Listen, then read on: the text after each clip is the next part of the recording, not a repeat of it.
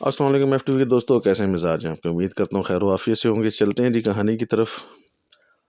قبرستان میں اڑتے ہوئے پرندے کے بڑے بڑے پروں کی پھڑپڑاہٹ اور ہوا کے شور سے ایک دم سے جیسے بھونچال آ گیا ہو۔ قبرستان کے ارد گرد موجود گھنے درختوں میں سے پرندوں نے اڑنا شروع کر دیا۔ کموں کی چیخنے کی آواز یوں لگ رہا تھا جیسے ایک قیامت برپا ہو چکی ہو۔ یقوت جن کے چہرے پہ مسکراہٹ آ گئی، کیونکہ وہ جان چکا تھا کہ شیرا جو ہے وہ جاگ گیا ہے اور وہ اس چراغ میں سے آزاد ہو چکا ہے۔ شیرا کے آنے سے نہ جانے کیوں یقوت کو ایک طاقت سی محسوس ہوئی۔ اسے لگا جیسے اس کی انرجی میں اضافہ ہو چکا ہے۔ اڑتے ہوئے پرندے کے ساتھ ہی یقوت نے ہوا میں ہی پرواز کی اور اس کے ساتھ ساتھ گول گول انداز میں تیرنے لگے۔ دونوں ایک دوسرے کو دیکھ کے مسکرا رہے تھے۔ یقوت جن اور شیرا جن آزاد ہو چکے تھے، چونکہ یقوت تو پہلے بھی آزاد تھا، لیکن اس نے شیرا کو آزاد کروانے کے بعد خود کو ایک دفعہ سے پھر سے آزاد محسوس کرنا شروع کر دیا۔ لیکن اگلے لمحے یقوت ایک دم چونکا اور کہنے لگا، ماہا کدھر ہے؟ شیرا ہنسنے لگا، کہنے لگا، ماہا کو تو میں نے اپنے ساتھ ہی رکھ لیا تھا۔ اور اچانک اس کے پروں میں سے ماہا جو ہے وہ نکلی۔ ماہا چونکہ چھوٹے قد کی جننی تھی، اس لیے اس کے پاس اس کی حیت چینج نہیں ہو سکتی تھی۔ شیرا اپنی حیت چینج کر لیتا تھا، یقوت اپنی حیت چینج کر لیتا تھا، لیکن وہ نہیں کر پاتی تھی۔ اس کا تعلق جس قبیلے سے تھا وہاں بس وہ غائب ہو سکتی تھی، اپنے پاس کچھ طاقتیں رکھتی تھی، لیکن اپنی حیت چینج نہیں کر سکتی تھی۔ تینوں نے ایک سمت میں پرواز کرنا شروع کر دی۔ چند لمحوں بعد ہی وہ بالکل کاشی کے سامنے اتر چکے تھے۔ کاشی کو چونکہ شیرا اور ماہا نظر نہیں آتے تھے، لیکن یقوت اسے نظر آتا تھا۔ یقوت کو اپنے ساتھ چلتے ہوئے دیکھ کر کاشی مسکرانے لگا، کہنے لگا، ہو گیا شیرا اپنا آزاد یا نہیں؟ تو یقوت کہنے لگا کہ ہو گیا، لیکن تمہیں کیسے اندازہ ہوا؟ تو کاشی کہنے لگا کہ تمہارے چہرے کی مسکراہٹ سے اور تازے پن سے مجھے لگا کہ شیرا اب ہمارے درمیان آ چکا ہے۔ تو اس کے ساتھ ہی دونوں کھلکھلا کر ہنسنے لگے۔ ایک لمبی طویل سڑک تھی جس میں سے ابھی تک کوئی ایک گاڑی بھی نہیں گزری تھی، چونکہ وہ آبادی سے ہٹ کر تھی اور ایک شارٹ کٹ راستہ تھا کسی شہر کو جانے والا، اور دونوں اس پر چل رہے تھے۔ جب کاشی نے کہا کہ کیسا جن ہے یار، تو مجھے اٹھا کے اڑا بھی نہیں سکتا، تو یقوت ہنسنے لگا۔ اس نے کہا کہ میں اڑا تو سکتا ہوں، لیکن اس کے بعد تمہارا کیا بنے گا؟ تو اسی پل میں دونوں چلتے ہوئے آبادی کی طرف جانے لگے۔ سڑک کے دونوں طرف کھیت تھے، دور کہیں کہیں جنگل نظر آ رہا تھا یا شاید لگے ہوئے کچھ باغ تھے، اور کاشی اپنی دھن میں چلا جا رہا تھا۔ یقوت اس کے ساتھ تھا، لیکن پہلے بھی بتایا کہ دور سے دیکھنے والے بندے کو یہی لگتا تھا کہ جیسے ایک اکیلا انسان جا رہا ہے۔ یقوت، اب ہم کیا کریں گے؟ بابا جی سرکار بھی محفوظ ہو چکے ہیں، شمع بھی محفوظ ہو چکی ہے، اور شیرا بھی آزاد ہو چکا ہے۔ کالی بابو کی طاقت تو ماند پڑ چکی ہوگی، ہمیں اس کو چھوڑ دینا چاہیے یا اس کے ساتھ کچھ کارروائی کرنی چاہیے؟ کاشی نے چلتے ہوئے یقوت سے پوچھا۔ یقوت کہنے لگا کہ کاشی دیکھو، اگر ہم نے اس کو چھوڑ دیا تو نہ جانے اور کتنے انسانوں کو اس طرح سے ذلیل کرے گا۔ میں کسی بھی انسان کو تکلیف نہیں دینا چاہتا، میں نہیں چاہتا کہ مجھے کسی انسان کا بھی حساب دینا پڑے، لیکن میں یہ ضرور چاہتا ہوں کہ اسے نصیحت ہو جائے اور اس کے پاس موجود طاقتیں جو ہیں نا وہ کم ہو جائیں، تاکہ وہ کسی بھی دوسرے انسان کو تکلیف نہ پہنچا سکے۔ یقوت جب یہ بول رہا تھا تو شیرا نے کہا کہ اس نے ہمیں بہت تکلیف دی ہے، اگر میں اس کا مقابلہ کر پاتا تو یقیناً اب تک میں اسے ختم کر چکا ہوتا، لیکن اس نے جس طرح سے ہمارے پر قبضہ کیا اور ہمیں اپنی لپیٹ میں لیا، اور اس کی کالی بلا نے جس طرح سے ہم لوگوں کو نقصان پہنچایا، میں وہ وقت کبھی نہیں بھول سکتا۔ اور اگر یقوت تم نہیں آتے تو نہ جانے کب تک ہم اس قبر میں دفن رہتے۔ یقوت کہنے لگا کہ ایسا کچھ نہیں تھا، میں سب چیزوں کو دیکھ رہا تھا، لیکن میرے پاس چونکہ ہر کام کو کرنے کے لیے الگ الگ تھوڑا ٹائم کم تھا، تو اس لیے میں پہلے ادھر مصروف ہو گیا، لیکن اب مجھے لگتا ہے کہ کالی بابو کا حساب برابر کرنا ہی پڑے گا۔ وہ لوگ یہی باتیں کرتے ہوئے آبادی میں داخل ہو گئے، اور وہاں سے کاشی نے ایک سواری لی اور اپنے گھر واپس آ گئے۔ یقوت اور شیرا اور ماہا اس کے ساتھ ساتھ ہی تھے۔ ماہا اور شیرا اپنے مقام یعنی کاشی کے گھر کے باہر درخت پر جا کر بسیرا کر لیا، اور یقوت کاشی کے ساتھ گھر ہی آ گئے۔ کالی بابو جہاں پر نظر آ رہا ہے وہ کہ پہاڑی مقام ہے، اور وہاں بیٹھ کر نظروں سے پوشیدہ ہو کر کوئی خاص چیلا کر رہا ہے، جس کی چیلے کے اندر وہ مجھے قابو کرنا چاہتا ہے، اور میرے پاس موجود یہ کڑا اپنے دسترس میں کرنا چاہتا ہے۔ ہمیں اس کو روکنے کے لیے یقیناً اس کا چیلا توڑنا پڑے گا، نہیں تو نہ صرف مجھے نقصان پہنچا سکتا ہے، بلکہ اس طاقت کو حاصل کرنے کے بعد تو بہت سارے انسانوں کے لیے بھی خطرناک ثابت ہو سکتا ہے۔ یقوت کی یہ بات سن کر کاشی تھوڑی دیر کے لیے خاموش ہو گیا، کیونکہ وہ جانتا تھا کہ یاقوت جو کہہ رہا ہے وہ بات جھوٹ نہیں ہو سکتی، لیکن کاشی یہ بھی سوچ رہا تھا کہ اس کا مقابلہ کیسے کیا جائے گا۔ یاقوت نے کہا کہ اس کڑے کے مطابق اگر میں اس کے عمل کو توڑنے میں کامیاب ہو گیا تو اس کی ساری طاقتیں جو ہے نا اٹھ جائیں گی، اور کوئی بھی طاقت اس کا ساتھ دینے کے قابل نہیں رہے گی۔ کاشی نے کہا تو پھر ہمیں اس کو توڑ دینا چاہیے۔ یاقوت نے کہا کہ ہاں دیکھو، بے شک میرے پاس بہت زیادہ طاقت آ چکی ہے، بہت زیادہ عمل میں کر کے وہاں تک پہنچ چکا ہوں کہ اگر میں چاہوں تو کالی کو ختم کر سکتا ہوں، لیکن مصیبت کچھ یہاں تک یہ ہے کہ اس کے پاس بھی کافی زیادہ طاقتیں ہیں، اور یقیناً اس طاقت کے بعد تو اس نے مہا جادوگر بن جانا تھا۔ تو کاشی حیرت سے اسے دیکھنے لگا، تو پھر اب کیا کرنا ہوگا؟ یاقوت نے کہا کہ تم رکو، میں اور شیرا جا کے اس کے ساتھ خود ہی برابر کا حساب کر کے آ جاتے ہیں۔ کاشی اس کی بات سن کر ہنسنے لگا، کہنے لگا یار بڑے ڈائلاگ بولنے شروع کر دیے۔ یاقوت کہنے لگا کہ اچھا صحیح بات ہے، یہ کہہ کر وہ اس کی نظروں سے غائب ہو گیا۔ اگلے ہی لمحے وہ شیرا جن کے پاس تھا۔ شیرا جن، ماہا جنی اور یاقوت جن تینوں جب آمنے سامنے بیٹھے تو یاقوت نے کہا کہ وہ ایک انسان ہے اور میں کسی انسان کو تکلیف نہیں دینا چاہتا، لیکن مصیبت یہ ہے کہ وہ انسان ایک نیک انسان نہیں ہے، اور اس نے بہت سارے معصوم انسانوں کے ساتھ کھلواڑ کیا۔ تو کیا تم لوگ اب بھی اسے معاف کرنا چاہتے ہو؟ تو کالی جنی نے کہا، مہا جنی نے اور شیرا نے کہا کہ ہم اسے معاف نہیں کرنا چاہتے، لیکن اس کے پاس موجود طاقتوں کو جو ہے نا اس سے کھونا چاہتے ہیں، اور اسے الگ کرنا چاہتے ہیں، تاکہ ان طاقتوں کے زور پر جو ہے نا کسی بھی بے گناہ انسان کو تکلیف نہ پہنچا سکے۔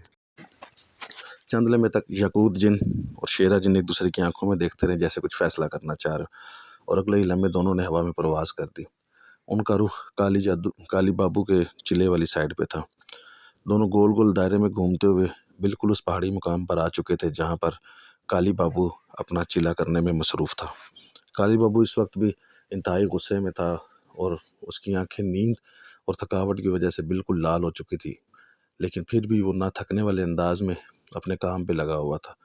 اس وقت بھی اس نے دونوں ہاتھ ہوا میں اٹھائے ہوئے تھے، اور اس کے دونوں ہاتھوں کے اندر پیلے پیلے سے رنگ کا کوئی سفوف تھا جو اس نے ریت کی طرح مٹھیوں میں دبوچا ہوا تھا، اور اس کے سامنے پانی کے کڑاہ میں سے نکلنے والے دھوئیں میں اس وقت ایک نیلے رنگ کا آسمان نظر آ رہا تھا۔ یوں لگ رہا تھا جیسے وہ کسی اندیکھی دنیا کی طرف دیکھ رہا ہو۔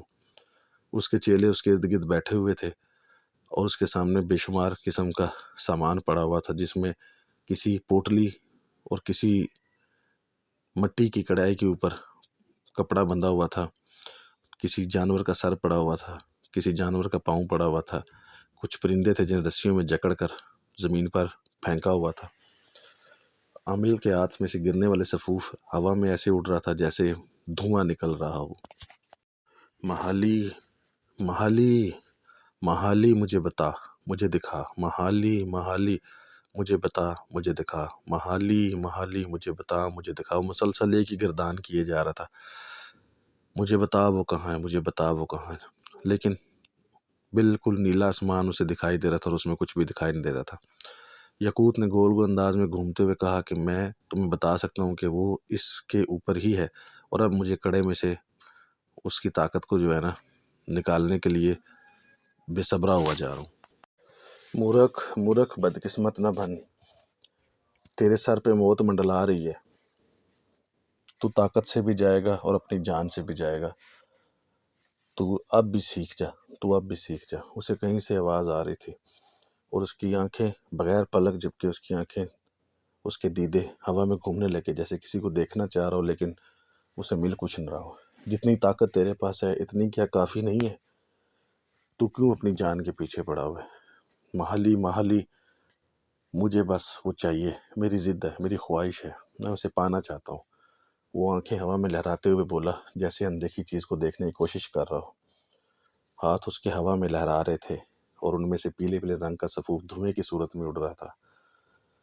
مورخ، تو اپنے ساتھ ہمیں بھی بے بس کروائے گا، تو اپنے ساتھ ہماری طاقت بھی کھونے کے چکروں میں ایسا نہیں کر، میں تجھے سمجھا رہی ہوں۔ اسے ایک نسوانی سی بدحیت سی آواز چاروں طرف سنائی دینے لگی، مہالی مجھے بس وہ چاہیے۔ اس کے ساتھ ہی مہالی کی آواز جو ہے نا وہ غائب ہو چکی تھی۔ مہالی، مہالی تو اپنے چیلے کے ساتھ ٹھیک نہیں کر رہی، میں نے تیرے لیے بہت ساری قربانیاں دی مہالی، میں نے تیری بھینٹ اپنا خون چڑھایا مہالی، یہ تو کیا کر رہی ہے مہالی؟ لیکن کچھ بھی نہیں تھا، چاروں طرف سناٹا چھا چکا تھا۔ اس نے زور سے اپنی مٹھیوں کو ہوا میں اچھالا، جیسے اس کی مٹھیوں میں موجود پیلے رنگ کا سفوف ہوا میں ایک دھماکے کی طرح اڑ گیا اور ایک دم سے کھڑا ہو گیا۔ کھڑا ہو کر اس نے زمین پر زور زور سے پاؤں مارنے شروع کر دی، یوں لگ رہا تھا جیسے وہ زمین کو چیر ڈالے گا، لیکن وہ بے بس انسان تھا، اس کی پکڑ کا ٹائم آ چکا تھا۔ شیرا نے یاقوت کی طرف اشارہ کیا اور اسے کہا کہ میرے خیال میں ہمیں اب اس کے اوپر اپنا کام شروع کر دینا چاہیے۔ مجھے جہاں تک لگتا ہے اگر اس کی مہک یہاں پہ آ رہی ہے تو وہ یہاں پر ہی ہوگا، بے شک اس نے کڑا لگایا ہوا ہے، ہمیں اس کڑے کو توڑنا ہوگا۔ تم اپنے پاس موجود کڑے کو کہو تو صحیح کہ وہ ہماری کیا مدد کر سکتا ہے۔ یاقوت ہنسنے لگا، کہنے لگا کہ وہ تو مدد کر سکتا ہے، لیکن میں چاہ رہا ہوں کہ میں بھی اس کو واضح نہ کروں، میں چاہ رہا ہوں کہ آمنے سامنے ہو تو میں اپنی طاقت کو اس کے اوپر واضح کروں۔ شیرا کہنے لگا پھر کیا فائدہ ہوگا اگر وہ ہاتھ سے نکل گیا تو؟ اس کے ساتھ ہی یاقوت نے کہا پھر یہ لو۔ یاقوت جن نے اپنے بازو کی طرف دیکھا، وہاں موجود کڑے سے کہا کہ مجھے بتاؤ وہ کہاں پر ہے۔ اس کے ساتھ ہی کڑے میں سے ایک نیلے رنگ کی روشنی نکلی اور ایک سایہ سا ابھرنے لگا، اور اس سائے نے یاقوت کے آگے آگے پرواز کرنی شروع کر دی اور ایک مقام پر جا کر رک گیا، اور وہاں پر یاقوت کو سارا کچھ نظر آنے لگ گیا۔ اس کے چہرے پر مسکراہٹ آ گئی اور اس نے شیرا سے کہا کہ لو، ہمارا تو شکار ہمارے سامنے ہی بیٹھا ہوا ہے۔ وہاں پر موجود چیزوں کو دیکھ کر شیرا اور یاقوت نے ایک دوسرے کو حیرت سے دیکھا کہ ایک انسان دوسروں کی طاقت کو پانے کے لیے، دوسروں پر قبضہ کرنے کے لیے اس حد تک بھی جا سکتا ہے کہ وہ ایک انسانیت سے گر کر حرکتیں کر سکتا ہے۔ چاروں طرف خون پڑا ہوا تھا، برتنوں میں پانی ابل رہا تھا، برتنوں میں خون سوکھ کر جمع پڑا تھا جیسے اس کو جلایا گیا ہو۔ دو انسان ننگ دھڑنگ سائڈ پہ بیٹھے ہوئے تھے، ایک انسان ننگ دھڑنگ پتھر پر بیٹھا ہوا تھا۔ اس نے خود کو بالکل بے ہنگم طریقے سے حالت کی ہوئی تھی، جا بجا اس کے پورے جسم پر رنگ بکھرے ہوئے تھے، آنکھیں اس کی پھٹنے والی ہوئی تھی، اور یہی تھا ان کا مطلوبہ کالی بابو۔ یاقوت نے اس کے سامنے پرواز کرتے ہوئے نیچے اترا، لیکن وہ جانتا تھا کہ اس نے کڑا لگایا ہوا ہے اور اس کڑے کو توڑنا اتنا آسان بھی نہیں ہوگا، کیونکہ کچھ طاقتیں تو آخر اس کے پاس تھیں نا۔ یاقوت نے کڑے سے کہا کہ وہ اس کڑے کو توڑے، لیکن جیسے ہی کڑے میں سے روشنی نکلی اور اس نظر نہ آنے والے کڑے کی طرف بڑھی، کہیں سے ایک ایسا بیل جو واقعہ ہی کہنے کے قابل تھا کہ 2 سے 3 ہاتھیوں کے برابر بھاگتا ہوا آ رہا تھا، اور اس کے دونوں طرف 2 سنگ تھے اور ان سنگوں کے اوپر آگ لگی ہوئی تھی۔ وہ بھاگتے ہوئے یاقوت اور شیرا کی طرف آ رہا تھا، اور یاقوت اور شیرا سمجھ گئے تھے کہ یہ بھی انہی مخلوق میں سے ایک مخلوق ہے جو مخلوق کالی بابو نے اپنے پاس قابو میں کی ہوئی ہے۔ شیرا نے ہاتھ لمبا کیا اور اس کا ہاتھ ایک الو کے پر کی طرح بڑا ہونا شروع ہو گیا، اور اس نے ایک لمبی پرواز بھری اور اڑتا ہوا اس نے آنے والی مخلوق کی کمر پر سواری کر دی۔ اس کے الو کے بڑے بڑے پنجے جو کسی ایکسیویٹر کے پنجوں کی طرح بڑے تھے، اس آنے والی مخلوق کو دبوچا اور اسے لے کر آسمان میں پرواز کر گیا۔ آنے والی مخلوق جس دیدہ دلیری سے بھاگتی ہوئی آ رہی تھی اور اس کے قدموں کی آواز سے زمین کانپ رہی تھی، ہوا میں بھی اس کے پاؤں ویسے ہی چل رہے تھے، لیکن اب وہ بے بس تھی، کیونکہ پاؤں تو چل رہے تھے لیکن وہ بھاگ نہیں رہی تھی، وہ اڑ رہی تھی اور شیرا کے قبضے میں تھی۔ شیرا نے ہوا میں لے جا کر آنکھوں میں اس کے خون اتر آیا اور اس نے اپنی چونچ سے اس کی گردن پر ایک ہی وار کیا اور اس کا سر دھڑ سے الگ کر دیا اور اسے ہوا میں ہی اچھال دیا۔ ہوا میں اڑتے ہی وہ چیز ہوا میں معلق ہو چکی تھی اور غائب ہو چکی تھی، اور شیرا نے واپسی زمین کی طرف اپنی پرواز کا رخ کیا اور نیچے آتے ہی واپس اپنے اصلی روپ میں آ چکا تھا۔ کالی ایک دم گھبرا کر چاروں طرف دیکھنے لگا اور کہنے لگا کہ میں جان چکا ہوں کہ تم لوگ آ چکے ہو، مجھے پتہ چل گیا، میں سمجھ گیا ہوں، اور میں یہ بھی دیکھ رہا ہوں کہ وہ طاقت جو لینے کے لیے تجھے میں نے بھیجا تھا وہ تم نے اپنے قبضے میں کر لی ہے۔ یہ سراسر ناانصافی ہے، میں ایسا نہیں ہونے دوں گا۔ وہ بری طرح سے پاگلوں کی طرح ہاتھ اپنے جسم پر مار مار کر چیخ رہا تھا جیسے پاگل ہو چکا ہو، لیکن انسانی جسم کی ایک فطرت یہ بھی ہے کہ اگر کچھ عرصے تک اسے آرام نہ دیا جائے یا اسے اس کی تسلی بخش تو وہ کمزور ہو جاتا ہے، اور یہی حال اس وقت عامل کالی بابو کو تھا۔ اس کا پورا جسم کانپ رہا تھا، یوں جیسے ہڈیوں کا ڈھانچہ ہو۔ وہ اپنی طاقت کے زور پر اپنے انتر منتر جنتر کو لا تو رہا تھا، لیکن وہ خود کمزور پڑ چکا تھا، اسے اس کے لیے طاقت کی ضرورت تھی، اور نتیجہ یہی نکلا کہ وہ تھک کر بیٹھ گیا۔ یاقوت نے کہا کہ دیکھ کالی بابو، تیرا انجام یہی ہونا تھا، جب تیرے پاس جتنا تھا تجھے اس پر صبر کر لینا چاہیے تھا، لیکن زیادہ کے لالچ نے تجھے مروا دیا۔ لیکن اگلے ہی لمحے کالی بابو دوبارہ کھڑا ہو گیا اور اس نے زوردار انداز میں کہہ کے لگانا شروع کر دیا، یاقوت جن، کس نے کہا کہ کالی بابو ہار مان چکا ہے؟ کالی بابو ہار نہیں مانا، وہ تجھے اپنے بس میں کرے گا اور تیرے ہاتھ میں موجود کڑے کو بھی اپنے بس میں کرے گا۔ اس کے ساتھ ہی اس نے زور سے دونوں ہاتھوں کو ہوا میں لہرایا اور اس کے ہاتھوں میں سے ایک بجلی کی طرح کی عجیب سی روشنی نکلی جو یاقوت کی طرف بڑھ رہی تھی۔ اس کے بعد کیا ہوا دوستو، چلتے ہیں، اس کے بعد آخری والی قسط آئے گی یاقوت جن کی، اور اس کے بعد انشاءاللہ تعالی نیا سلسلہ شروع ہوگا۔ چلتے ہیں اگلی قسط کی طرف۔ اللہ حافظ، آپ کا بھائی عمر بھائی۔